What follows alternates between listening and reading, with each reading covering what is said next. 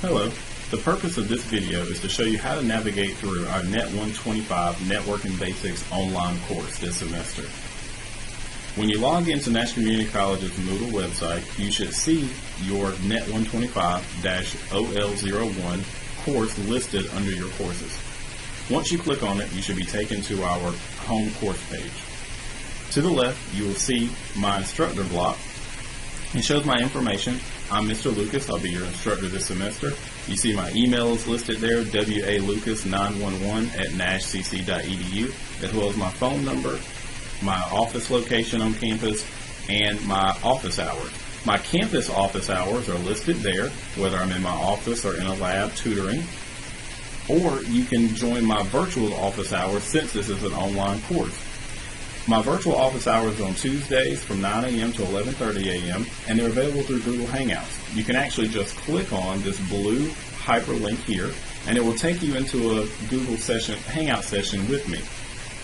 I can help you with anything in our course during those sessions or if you choose to come to campus.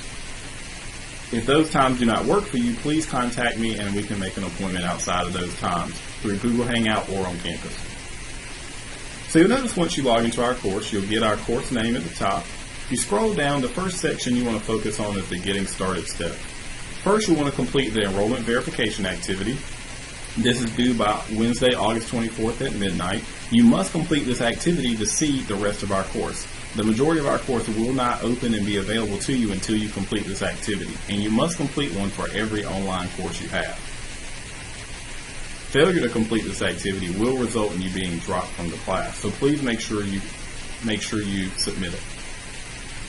Step 2, Student Instructor Commitment Form. When you click on that link, it will bring you to a Student Instructor Commitment Google form that you'll fill out with your information. It basically explains the responsibility between the student and instructor and the relationship between the student and instructor this semester. Step number 3, read our course syllabus. The Net 125 online course syllabus goes through how many credit hours our class is, the learning objectives, a schedule, kind of a tentative schedule, and as well as grading. Step 4, accept the invitation in your email, and it went to your Nash Community College student email, and join our class. Once you fill out the information, it will join you to our class.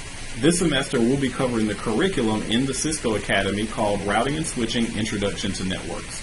There is a textbook if you would like one, and you can contact the NCC bookstore directly because it is a on-demand order. They do not order them ahead of time because the book is optional. The actual online textbook is available in the Cisco Academy. Step number 5, create an Edpuzzle student account. There's a video you can watch here on how to create one. It is completely free. Or you can click this link here and you'll be directly added to our class, or you can type in, after you're logged into Edpuzzle, you can type in our classroom code. Step number 6, finally introduce yourself to the class by adding to our Padlet. It has some nice icebreaker questions for you to get to learn your classmates, for them to get to know you as well as your instructor. The course resources and documents section has another copy of our syllabus, and it kind of breaks out some sections from our syllabus in individual pages. You'll notice this big yellow bar next, and in this yellow section is a intake form for you to click on and submit. If you have already submitted one for another class or in a previous semester, you do not need to re-enter it. However, if this is your first time and you have not completed it before, then you will want to complete it. Nash Community College was able to be a part of the MCO grant, which stands for Mission Critical Operations, and it is sponsored by the U.S. Department of Labor. They just basically take some statistics from our courses and they do make it anonymous by removing your name, student ID, and information. Mission Critical Operations you can read about there, but it aims to prepare graduates to anticipate, mitigate, and respond to breakdowns in key functions, and in our case that will be information systems. Now this kind of gets into the meat and potatoes of the course. Under each chapter you'll notice we have the chapter title, the date range that we'll be covering that chapter. Highlighted in yellow, it lists the due date, and there is a grace period. Remember, our course operates on a 48-hour grace period. Only make sure you take advantage of that if necessary. You want to go by the recommended due date. The checklist here, if you click on a checklist, is just a way for you to keep up track of what you have done. I do not use this for grading your assignments, but this is just a way for you to keep track of what you have completed. Some of them you can actually check yourself and say you have read.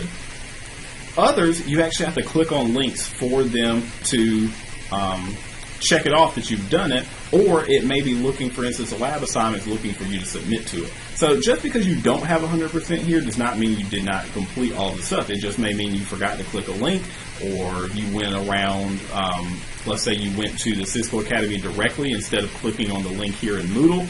Either way, as long as you get your assignments done, I do not use this for grading.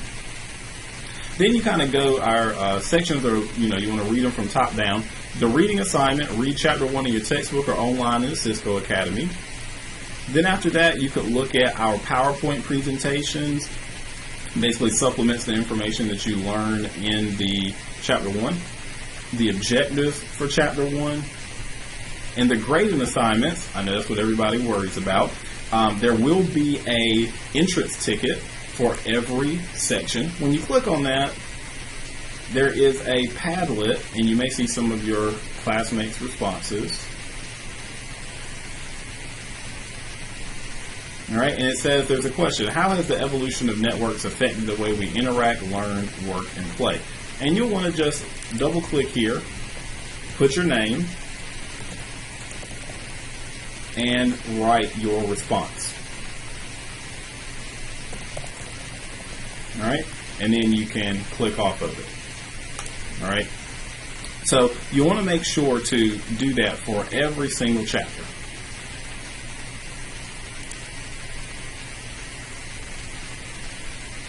Now, the exams. There is an exam, or a kind of like a quiz. They call them exams in the Cisco Academy, but there is a quiz for every chapter that we cover that must be completed. If you click this link, it'll take you to the Cisco Academy.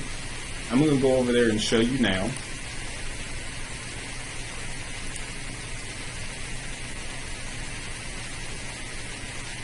When you log into NetAcad, you should see our course, Net 125 Networking Basics Online.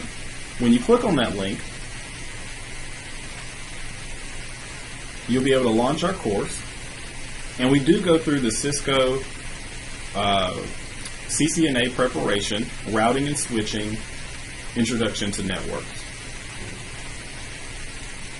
And as you'll notice, the curriculum is free online. This is like your textbook, if you've got a textbook. And there's each section here for you to be able to read through. Some of the sections are pretty lengthy, so make sure you click through everything. Sometimes there are videos for you to watch throughout. You're not required to watch the videos. I don't grade this part, but you do want to click through everything. You can use this on your quizzes. They are open book, or the chapter exams in each of the Cisco Academy chapters.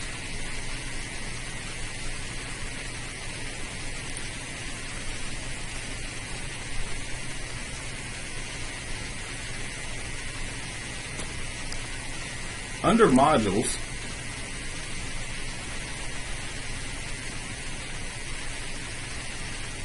you will see a different breakdown of our course.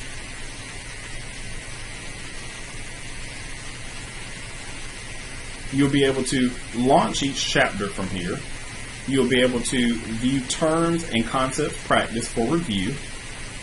There is a quiz associated with every chapter. That one is not required. Okay, the one that is required is the Chapter 1 exam. Those are actually available to you, and I'll post it where there'll be a due date next to each one. The Chapter 1 exam is the required assignment, not the quiz. So that's why we use the terminology Chapter 1 exam, and you'll see that they're worth 100 points. The quiz is completely optional and for your benefit.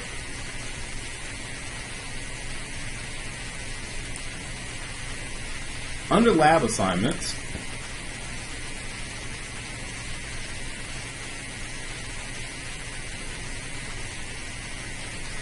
you will find all of the assignments that you're going to complete for that chapter. Now first, you will want to download your Chapter 1 student files, save them to your computer, and extract them. They're located right below this link. Here, you'll notice that there's one lab assignment for this week in Chapter 1. Packet Tracer 1.2.4.4, representing the network. It'll get you used to using it. And first, you want to download the version of Packet Tracer you want for your computer. Unfortunately, they don't make a Mac version, so please contact your instructor for workarounds if necessary. Down here at the bottom, you'll notice a link to add submissions. Be sure to add all of your Packet Tracers at once, or you can come back and add them one at a time. Again, right up under that link is the Chapter 1 student files. You want to open or save those to your computer. Make sure you save them and then extract them. If you just open them, it may not save to the correct location to be able to retrieve them later. Also, you want to download and install Packet Tracer 7.0, 64-bit or 32-bit, depending on the version of computer you have. So make sure you download and install that. It is free, and we will use it pretty much almost every week during the semester. And again, just one reminder, the quizzes in each chapter are not required. It is the exam that you're looking for, the Chapter 1 exam. Sometimes we will have a video quiz to complete in Edpuzzle, and those will be embedded in this course, and you can complete those as many times as you would like as well. We don't have one this week in Chapter 1, but we may have them going forward in the future. Also, make sure in your entrance ticket, just a reminder, that you put your name in your response. If you don't put your name, I cannot count it for a grade because I don't know who responded to what. So that is an overview of our course this semester. If you have any questions about anything, make sure to contact me as soon as possible. And hopefully that helped answer some questions that you may have been thinking about navigating through our course, as well as in the Cisco Academy or in Edpuzzle.